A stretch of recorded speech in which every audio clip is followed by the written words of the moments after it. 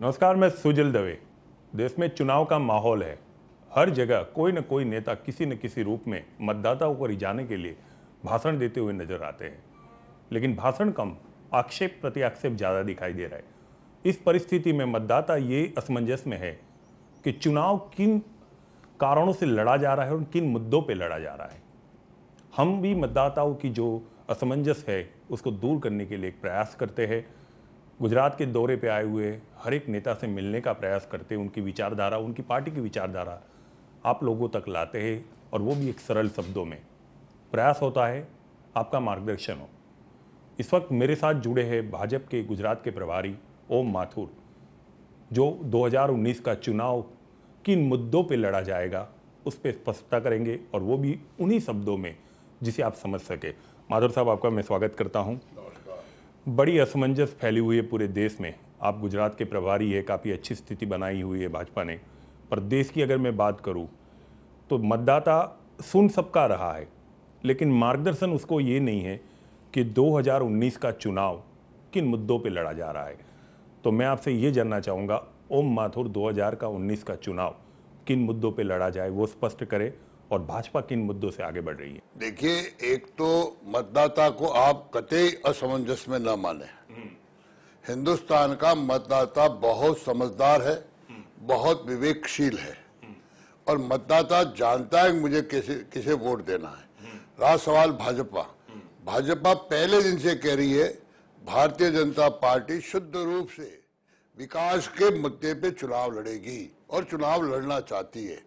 और इसलिए हमारा लीडर कहीं पे भी रैली करता होगा, सभा करता होगा, मीटिंग करता होगा, हर बार जो हमने इन 5 सालों में गरीब, गांव, किसान के लिए जो किया है वो लेकर के जनता के बीच में जा रहे हैं। हम एक एक आंकड़े सहित उनके सामने रख रहे हैं, और इसलिए भारतीय जनता पार्टी शुद्ध रूप से विकास के मुद्दे को लेकर के जनता के बीच में जा रही है। और 14 के बाद अगर अभी के मैं ये 2-3 स्टेट छोड़ दूं जिसमें बहुत मामूली सा अंतर रहा है, हम लगभग जो 6 थे उसके 19 हुए हैं। तो आप ये कल्पना करिए कि गुजरात का, हिंदुस्तान का मतदाता कितना सक्षम है, कितना विवेकशील है, और कितना अपने मत के प्रति सावधान है। ठीक है, ये तो आपने मतदाता की स्थिति स्पष्ट कर ली। मैं कुछ विपरीत मार्गदर्शन के साथ आया हुआ था और मेरी विचारधारा कुछ अलग थी। मैं विश्लेषण करता था मतदाता का। हो सकता है कि मैं गलत हूँ, पर फिर भी मैं आपसे जानना चाहूँगा, चुनाव कोई भी हो, नगर निगम का हो या लोकसभा का चुनाव हो, जो पार्टी का उम्मीदवार होता है वो एक विचारधारा के साथ जाता है कि अगर पिछले 5 साल में ये हुआ है तो मैं 5 साल में ये कर सकता हूँ। 2019 के चुनाव में भाजपा विकास के अलावा, क्योंकि विकास के ऊपर मैं आपके साथ प्रश्न करूंगा, कोई और मुद्दा है क्या भाजपा के पास? नहीं, मैंने कहा ना, देखिए, पिछले 68 वर्षों से हमारा देश इंफिनिटी कॉम्प्लेक्स में जी रहा था। हमारे देश के मन में भय रहता था। अगर हमारा लीडर अमेरिका जाता है तो मन में भय रहता था रशिया नाराज हो जाएगा। रशिया जाता था तो मन में भय रहता था चाइना नाराज हो जाएगा। चाइना जाता था तो मन में भय रहता था जापान नाराज होएगा। इस भ्रम को आदरणीय नरेंद्र मोदी जी ने दूर किया है, और एक हिंदुस्तान के प्रत्येक नागरिक के मन में कल्पना थी कि हमारा देश विश्व गुरु था, हमारा देश सोने की चिड़िया थी। आखिर आजादी के बाद ऐसा क्या हो गया कि हम दुनिया में एकदम से बिल्कुल निचले स्तर पर खड़े हैं। लेकिन नरेंद्र मोदी जी ने एक कुशल नेतृत्व के आधार पर दुनिया में इन 5 वर्षों में स्थापित कर दिया। जो देश हमें वीजा देना नहीं चाह रहा था, उसी देश का नेता आज कहता है Indian prime minister is a action prime minister. Russia कहता है हिंदुस्तान दुनिया का नेतृत्व कर सकता है। ये हिंदुस्तान ही है जहां जापान का प्रधानमंत्री आकर के गंगा की आरती करता है। तो एक पूरे दुनिया में माहौल बना है, और इसलिए मेरा ऐसा मानना है कि हम जो अब तक इंफिनिटी कॉम्प्लेक्स में थे उससे बाहर निकले हैं। लेकिन निश्चित रूप से 70 वर्षों में जो हमने पीछा पड़ा है उसको हम आगे बढ़ाने की और कोशिश कर रहे हैं। इसलिए मतदाता, भारतीय जनता पार्टी अपना विचार, अपना कुशल नेतृत्व, हमारा संगठन कौशल्य और हमारा कार्यकर्ता, ये सब लेकर के हम जनता के बीच में जा रहे हैं। ठीक है, अभी आपने कहा कि विकास की राजनीति हो रही है। विकास का मुद्दा ही हमारे लिए अहम है और होना भी चाहिए, क्योंकि राजनीतिक लोग होते, उन्हें ऐसा होता है कि मतदाता का विकास हो, हर क्षेत्र में हो। लेकिन मैं आपसे जानना चाहूँगा, विकास की परिभाषा में किन किन लोगों को आपने जोड़ रखा है, या किन किन जरूरी क्षेत्रों को विकास के दायरे में लाए हो? देखिए, सत्ता में तो आए 14 में, लेकिन सत्ता के पहले जब हमने हमारा नेता चुना और नेता ने जब देश का दौरा किया तो उनके स्वाभाविक ध्यान में आया कि हिंदुस्तान का पूर्वांचल विकास से अधूरा है, और उसी में से एक स्लोगन निकला, सबका साथ सबका विकास। समान रूप से देश का विकास होना चाहिए, प्रत्येक नागरिक तक विकास पहुंचना चाहिए। एक घर में, एक परिवार में, एक क्षेत्र में, एक एरिया में विकास न रुक जाए। और इस भाव लेकर के हम चाहते हैं कि हिंदुस्तान के 135 करोड़ जो भी जनता आबादी है, उस प्रत्येक आबादी तक देश का विकास पहुंचे। ये वो प्रधानमंत्री नहीं है जिस प्रधानमंत्री ने एक बार कहा था कि मैं कर्णावती के लिए 100 रुपये भेजता हूं, मात्र 15 रुपये भेजते। ये वो प्रधानमंत्री है जिसने गुजरात के मुख्यमंत्री की शपथ लेते ही कहा था, न खाऊंगा न खाने दूंगा, और दिल्ली में पहुंचते ही कहा था कि मैं अगर 100 रुपये कर्णावती के लिए भेजूंगा तो पुख्ता 100 रुपये पहुंचे, ये व्यवस्था करूंगा। इसलिए हमारे विकास के क्षेत्र में संपूर्ण देश का प्रत्येक एरिया, चाहे वो किसान क्षेत्र हो, चाहे आदिवासी क्षेत्र हो, चाहे और कोई क्षेत्र हो, इसलिए उन्होंने सबका साथ सबका नारा और ये भाव नहीं रखा। पिछले आजाद होने के बाद आदरणीय नरेंद्र मोदी जी ने प्रगति नाम से एक स्कीम चलाई कि पिछले जिन देशों में इस देश में जिन जिन लोगों ने सरकार चलाई है, उनकी ऐसी कई योजनाएं थी जो अटकी पड़ी, कारण कुछ भी रहे होंगे, किसकी गलती रही होगी, टेक्निकल काम होगा, लेकिन रुके पड़े। उन्होंने प्रगति के तहत हर 3 महीने रिव्यू करते, ऐसे कौन से काम है जो देश के लिए जरूरी थे नहीं हुए, उन्होंने उसको भी रिव्यू किया और उसको भी चालू किया। इसलिए हमारा विकास प्रत्येक घर तक पहुंचे, ये हम भावना लेकर के जनता के बीच में जा रहे हैं। अगर आप प्रगति अहवाल की बात कर रहे हैं तो एडीआर की रिपोर्ट को भी ध्यान में रखना चाहिए। एडीआर ने जो सर्वेक्षण किया है, 534 संसदीय क्षेत्रों में सर्वेक्षण करने के बाद 2,75,468 लोगों का अभिप्राय लिया है, और जिसका लिया है उसका आधार कार्ड भी ले रखा है कि हमने इनका लिया हुआ है, पहचान पत्र रखे हुए। 46.8% लोगों ने ये कहा है कि हमें रोजगार चाहिए। ठीक बात है ना। 70 साल का, कल अगर आपने प्रधानमंत्री जी को सुना हो तो उन्होंने कहा 70 साल के गड्ढे एक साथ नहीं भरे जाते। हम उसमें शुरुआत की है, हम आगे बढ़े उसकी ओर। हम ये निश्चित रूप से जो भी रिपोर्ट आएगी, मैं उस टेक्निकल बातों की तरफ नहीं जाऊंगा, और वो रिपोर्ट कितनी है क्या है मैं उस विषय में भी डिबेट नहीं करूंगा, लेकिन लोगों में एक विश्वास जमा है, पहली बार विश्वास जमा है कि हमें आज हमारी चिंता करने वाला देश का नेता, ऐसा नेता मिला है जो हमारी बात। मैं बताऊं, लाल बहादुर शास्त्री के बाद पहला प्रधानमंत्री हुआ है जब एक बार देश में अन्न की कमी आई थी, तो सरदेव शास्त्री जी ने देश को आह्वान किया था, देश में अन्न की कमी है, हिंदुस्तान के प्रत्येक नागरिक को मैं आह्वान करता हूं सप्ताह में एक दिन व्रत रखे, और पूरे देश ने व्रत रखा। साल भर के अंदर अंदर अन्न का भंडार हो गया। इसीलिए देश के प्रधानमंत्री ने कहा कि जो सुविधा युक्त लोग हैं जिनको गैस की सब्सिडी छोड़नी चाहिए, आप आश्चर्य करेंगे 2 करोड़ से ज्यादा लोगों ने गैस की सब्सिडी दी, और उसी के उपरांत 8 करोड़ से ज्यादा हम फ्री गैस के कनेक्शन दे पाए। तो एक शुरुआत की है, और शुरुआत कर, इसलिए कल उन्होंने बहुत स्पष्ट किया कि अभी मैंने सारा खड्डे भरे, अभी मुझे और समय देखिए, अगला महीने दो, मैं इसको बिल्कुल आपको एकदम ठीक करूंगा। तो हम विकास सब तक पहुंचाने चाहते हैं। अपनी रिपोर्ट भी अपनी जगह सही है, देश पिछड़ा था अपनी जगह भी सही है, लेकिन अब देश में एक विश्वास जमा है, अब ईमानदारी से, निष्ठा से, राष्ट्रीय भावना के साथ देश आगे बढ़ रहा है। विश्वास जमा है, इसमें कोई शंका नहीं कर सकता हूं मैं, लेकिन रोजगार तो कहीं ना कहीं कम है, ये मानेंगे आप? नहीं, मैं बताऊं ना, रोजगार स्किल इंडिया के तहत कितना हुआ, जिनको हमने बाकी सिखाया उसके तहत कितना हुआ, ये सारे आंकड़े जोड़ने पड़ेंगे, और ये सारे आंकड़े जोड़ोगे तो आपको पता लगेगा कि वो एडीआर की रिपोर्ट कहीं और रह जाएगी, उससे आगे बढ़ गए लोग। तो राहुल गांधी फालतू में चिल्ला रहे कि मैं जब भी सत्ता में आऊंगा 20 लाख नौकरियां जो केंद्र में खाली है उसको 1 साल में भरूंगा। आप राहुल गांधी की बातों को सुन रहे हैं। राहुल गांधी के परिवार ने इस देश की धरती पर 68 वर्ष तक एक छत्र राज किया, बिल्कुल किया, और आज राहुल गांधी वही बात ये भी कह रहा है, नौकरी का भी कह रहा है, वो भी कह रहा है मैं गरीबी दूर करता हूँ। उसके नेहरू जी ने नारा दिया, परदादा जी ने, उसकी दादी जी ने 48 साल पहले नारा दिया। नहीं, वो 20 लाख वाला, 20 लाख नौकरी का क्या चक्कर है? मैं पूरी बात बता रहा हूँ जी, प्लीज बताइए। उसी से जुड़ी हुई है वो बात। जी मैं सुनना चाहूंगा। मैं उसी से जुड़ी, 68 साल तक आज इस देश में जरूरत क्यों पड़ी कि 20 लाख लोगों को रोजगार देने का वादा करना पड़े, उसको झूठा? नहीं, उन्होंने ये कहा है मैं वही कह रहा हूँ कि केंद्र में खाली पद पड़े हैं, मैं उसे भरूंगा 1 साल में। मैं कहता हूँ कि उसको जरूरत क्यों पड़ी? हाँ, क्योंकि खाली है केंद्र। मैं कहता हूँ कि केंद्र 68 वर्ष तक उसके खानदान के पास रहा है। आज ये देश की स्थिति बनाएगी। अगर कोई दोषी है इस देश को पीछे ले जाने में, तो मात्र नेहरू परिवार दोषी है, जिन्होंने इस देश को एकदम पिछड़ेपन की ओर फेंक दिया, जिन्होंने अपने परिवार। अरे 10 साल तक यही राहुल गांधी थे, उस समय जनरल सेक्रेटरी थे, इनकी मां अध्यक्ष थी। उसके सामने 10 साल यूपीए 1 और यूपीए 2 में जिस प्रकार के घोटाले और घपले हुए, इस सृष्टि का कोई ऐसा अंग नहीं छोड़ा, चाहे वो पाताल हो, चाहे धरती हो, चाहे आकाश हो, चाहे जमीन हो, या चाहे आकाशीय हो आपका क्षेत्र, एक भी क्षेत्र नहीं छोड़ा जो इन्होंने स्कैम नहीं किया। लाखों करोड़ों के स्कैम्स किए और ये माँ बेटे देखते रहे। ये उसी का परिणाम है कि आज राहुल झूठी बात, और राहुल जी को भरोसा है कि हम सत्ता में आने वाले नहीं है, और इसलिए कुछ भी चुनावी बातें कह दो, कुछ भी चुनाव में फेंक दो, इनकी कोई योजना नहीं तो है। केंद्र में 20 लाख पद खाली है या भरे है? नहीं, ये वो जाने ना, उनसे पूछिए। हम तो कहते हैं कि आज नहीं, हम तो सरकार से ही सवाल करेंगे। वो तो उन्होंने कहा, तो हम पूछ रहे हैं कि भाई हकीकत क्या है। यही कह रहा हूँ, ये उन्हीं से पूछिए कि आप 68 वर्ष तक कहाँ गए थे? ये क्या 2 दिन में ही खाली हुए पद? ठीक है, पिछले साल होम मिनिस्टर ऑफ इंडिया यानी राजनाथ सिंह ने सेना की समीक्षा की थी। 55,000 पद सेना में खाली है। निश्चित रूप से। हाँ। बहुत खाली थे।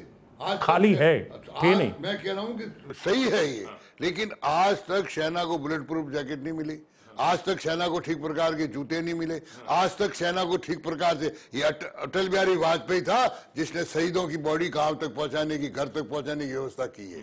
इसलिए उनकी बातों को न सुन करके जो हम कर रहे हैं, इसलिए मैं बार बार आपसे कह रहा हूं कि जो खड्डे थे उन खड्डों को भरने का हम प्रयत्न कर रहे हैं। और निश्चित रूप से मानिए कि आने वाले 10 सालों में, और मोदी जी ने तो कल कहा डंके की चोट से कि 2022 तक कोई भी परिवार ऐसा नहीं रहेगा जिसके पास स्वयं का मकान नहीं हो। और ऐसे नहीं, और सैकड़ों उदाहरण है, आप उस और भी देखिए, और हमने क्या क्या किया उसका भी विश्लेषण कीजिए। ठीक है, वो 55,000 को मैं क्या गिनूं? वो पद जो राजनाथ सिंह ने समीक्षा करके कहा है कि सेना में खाली है। नहीं, मैं ये बता रहा हूं कि आप खाली वो गलत कहा कि सही बात? अगर मान लो राजनाथ सिंह जी ने कहा, आपकी बात मान ली मैंने, तो गलत कहे। मैं राहुल गांधी को तो नहीं मानूंगा। सेना में आज तक राफेल खाली था, सेना में आज तक बुलेट जैकेट खाली था, सेना में आज तक के जूते। सर, राफेल का क्या है? राफेल का क्या है? आज आपने ऑर्डर दिया तो 3 या 4 साल बाद आना है। पद तो ऐसी चीज है कि जो सेना सक्षम हो जाएगी। उसकी पहली खेप, बाकी कई चीजों की जो ऑर्डर्स की थी आज। मैं मानता हूँ राहुल, चौपर देखे होंगे। मैं मानता हूँ राफेल को वेलकम करने के लिए पूरा देश बेकरार है, वो हमारी निश्चित रूप से जरूरत है। ये गलती किसकी थी?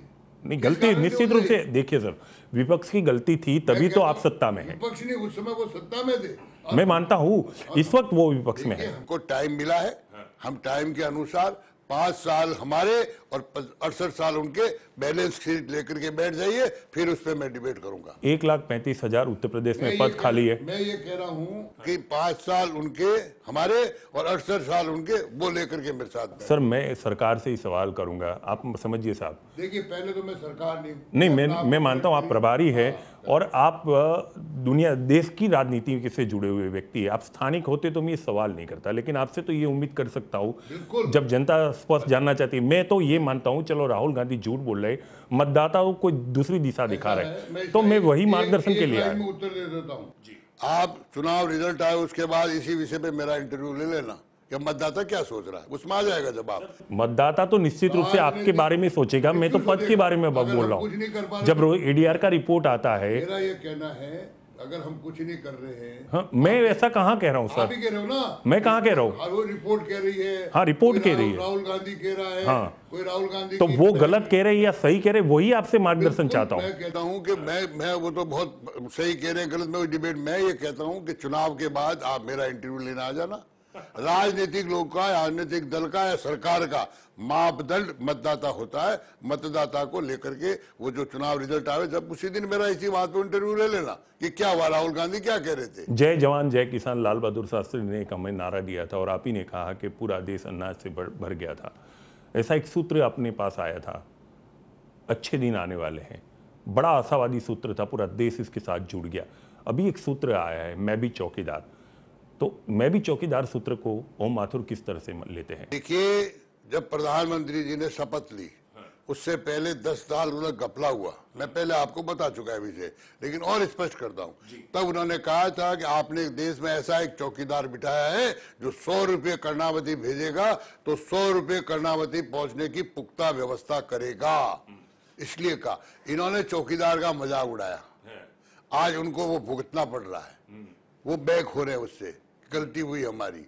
और इसलिए चौकीदार के पीछे यही भाव था, चौकीदार के पीछे और कोई भाव। और चौकीदार कहते कहते वो 5 सालों में जो किया है वो सारा आपको बताने के बाद कहता है ये चौकीदार बैठा है जिसने ये कही। और उसका उदाहरण एक देता हूं, कल परसों से आप ही दिखा रहे हो कि वो कोई विजय माल्या भाग गया पहला लोन लेकर के, लोन हमारे समय में नहीं लिया लेकिन भाग गया, उसका बयान आप लोग दिखा रहे थे, कितना सही कितना झूठ आप लोग जानो।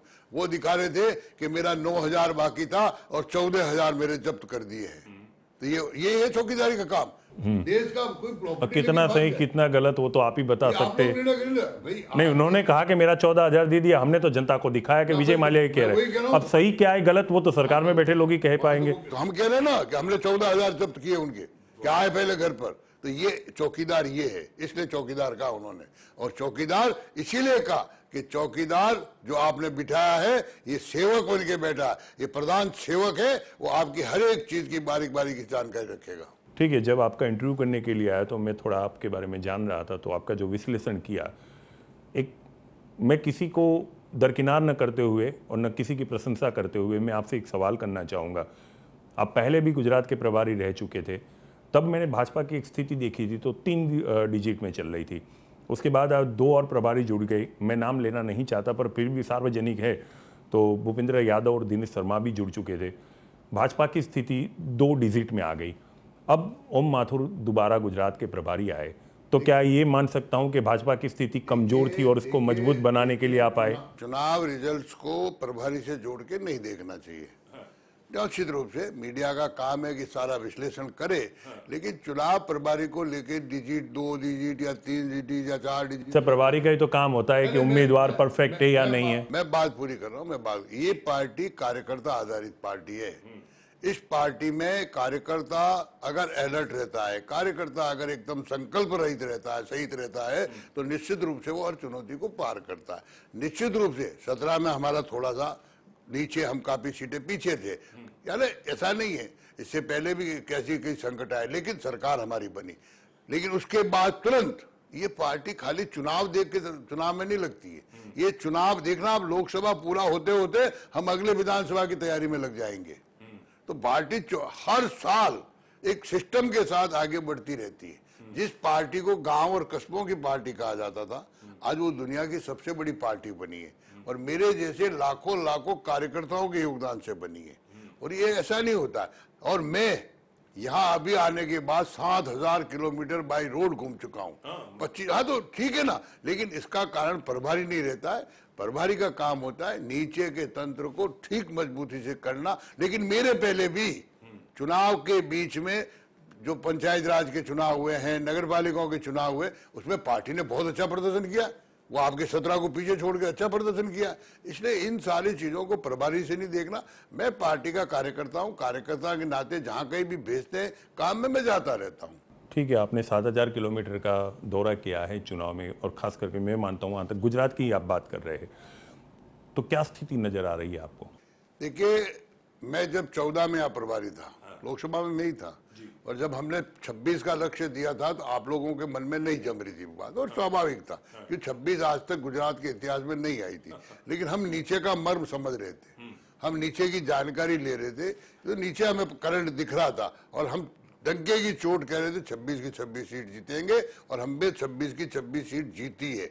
अब मेरा जो लक्ष्य है, मेरे कार्यकर्ता का जो संकल्प है, वो है प्रत्येक सीट पे हमारी 14 से लीड कैसे बढ़े, और वो हम पूरी पुख्ता व्यवस्था कर रहे हैं। और आने वाले जो 20 दिन बचे उनमें भी हम पूरी ताकत से लीड बनाने में लगेंगे। और यहाँ तक कि मेरे जैसे सीनियर लोग भी एक एक लोकसभा को, बाकी प्रचार करते प्रसार करते काम करते हुए, एक एक लोकसभा पर पर्टिकुलर ध्यान दे करके छोटी छोटी चीजों को ठीक करना, वोटिंग अच्छे तरह से हो इसकी चिंता करना, इसमें हम लगेंगे। और कुल मिलाकर के गुजरात प्रदेश भारतीय जनता पार्टी का लक्ष्य है कि आगामी 26 की 26 सीटों पर हमारी 14 से लीड कैसे आगे बढ़े।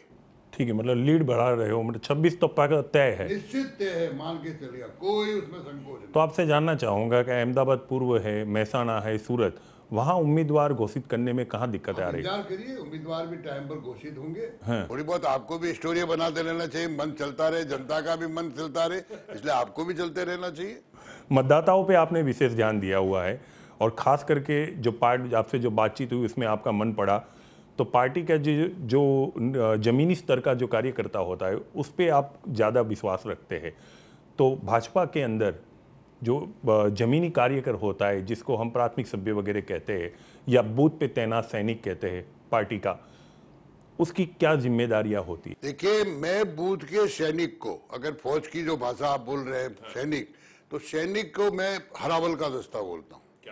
फौज का जो हरावल दस्ता उसको बोलते हैं जो एकदम फ्रंट लाइन में दुश्मन के सामने खड़ा होकर के युद्ध करता है। और हरावल के दस्ते का सैनिक ये तय नहीं कर सकता है कि अगला सिपाही, अगला फौज मेरे तरफ ऊपर से, नीचे से, दाया से वार करेगा। वो 10 दिशाओं से वार कर सकता है, जो आप अभी किनारे थे।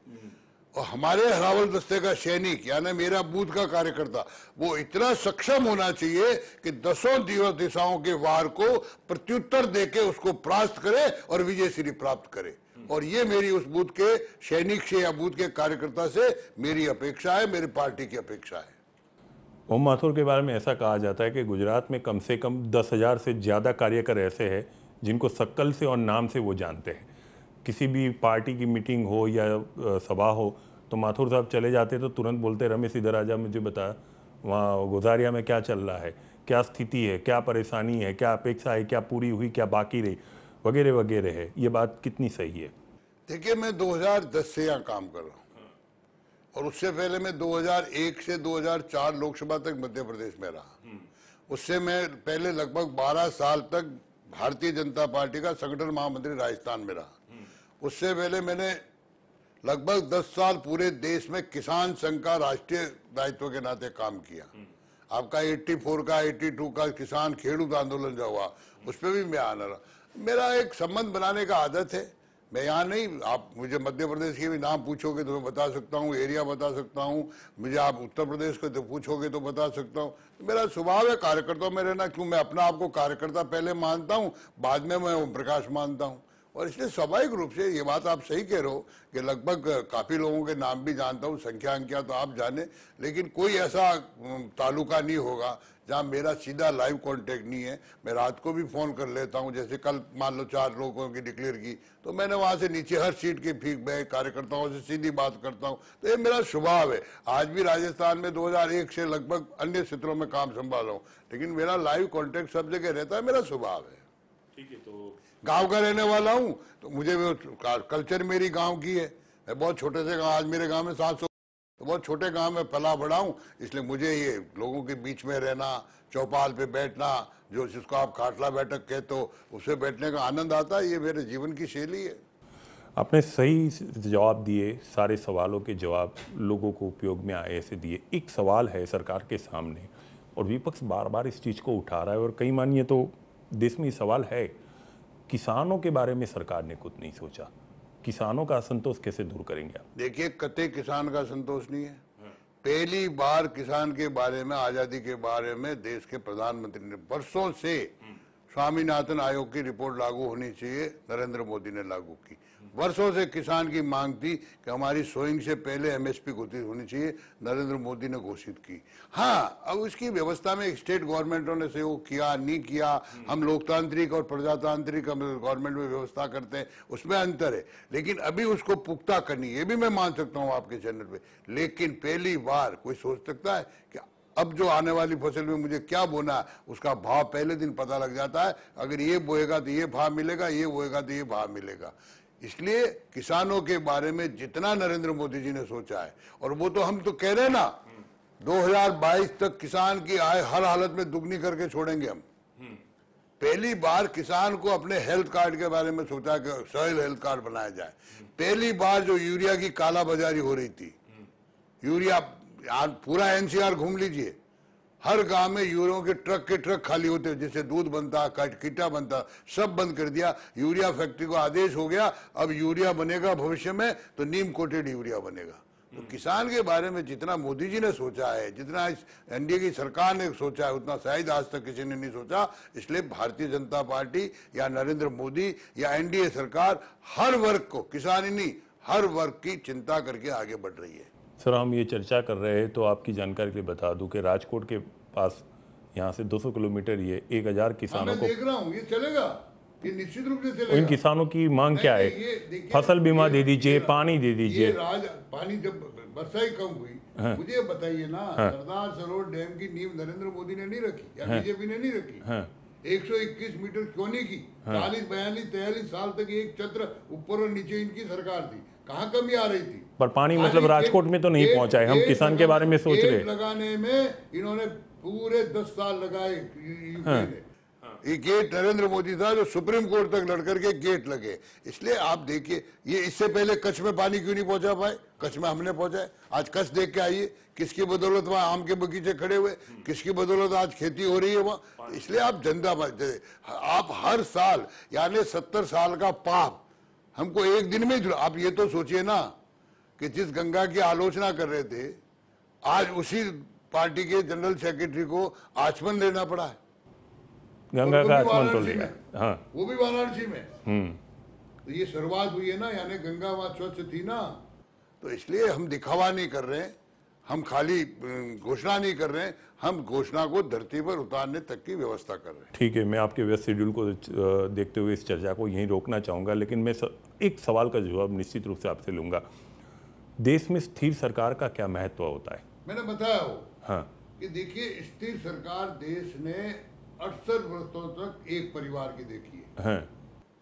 बीच में ऐसी मिलीजुली सरकार आई, और एक बीच में अटल जी का भी कार्यकाल देखा है लोगों ने। उससे पहले आपको ऐसे रोड दिखे क्या कहीं? ये अटल जी ने खाली 1 रुपया सेस टैक्स लगा के किया, और अब 5 साल उन्होंने नरेंद्र मोदी के वर्किंग को भी देखा है।